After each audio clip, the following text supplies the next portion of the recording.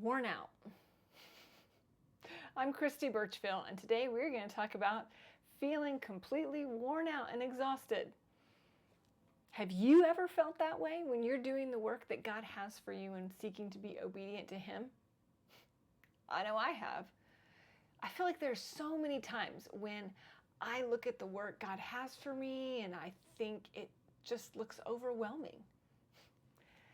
And then once I've gone through and I've done the work, I'm always amazed at how God has picked me up and led me through and sustained me during the work. And then afterwards, I'm always astounded at just how exhausted I am. This summer, I had the opportunity to go on 2 different mission trips. And while I had plenty of energy while I was there, and even during the whole travel experience and everything, I had everything I needed to get through each day. And then when I got home, I was exhausted. I felt so drained the past several days after having been through those and the first few days back, that as I seek to get back in the swing of things and I try to get back on my routine, it's just hard. And I've had to allow myself to have some days of just relaxing, recovering. You know, when you look at the Bible and you look at so many verses that God talks about the importance of rest, even back to creation where God created the 7th day so that we could rest. Being still, taking time for rest, recognizing how God has moved in our life and how God has allowed for times of rest and recovery. It's so important.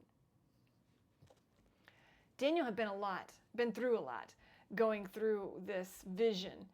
And we get to the very end. We're in Daniel chapter 8. In the last 2 verses, verses 26 and 27. Verse 27 says, I, Daniel, was worn out. I lay exhausted for several days. Then I got up and went about the king's business.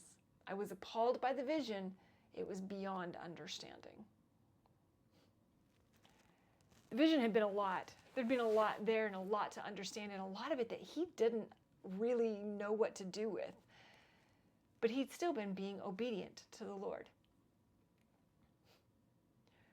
Once Daniel had had a chance to rest, then he went back and he kept working at his job, kept being obedient to the king, even though the king didn't obey God. Daniel continued to fulfill his responsibility, but he took time to rest. We need to take time to rest and not feel guilty about it. You see, I'm pretty good at taking time to rest, but then I blame myself and feel guilty later for having taken that time.